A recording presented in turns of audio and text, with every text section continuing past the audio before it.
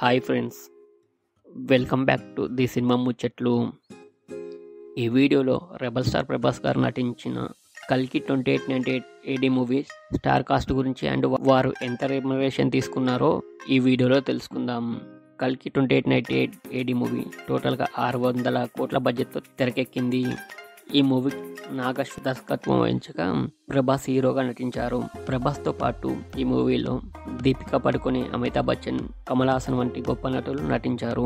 అయితే ఈ మూవీ కోసం ఎవరు ఎంత ఛార్జ్ చేశారు అనేది ఈ వీడియోలో తెలుసుకుందాం. అయితే ముందుగా ఈ మూవీ కోసం ప్రభాస్ 80 కోట్లు ఛార్జ్ చేశాడు.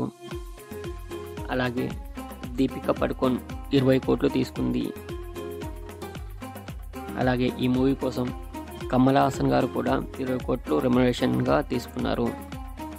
అలాగే బాలీవుడ్ నటుడు అమితాబ్ బచ్చన్ గారు కూడా ఈ మూవీ కోసం 20 కోట్ల వరకు రెమ్యునరేషన్గా తీసుకున్నారని టాక్. అలాగే మరో హీరోయిన్గా నటించిన దిశా పటాని 2 కోట్లు రెమ్యునరేషన్గా తీసుకుంది.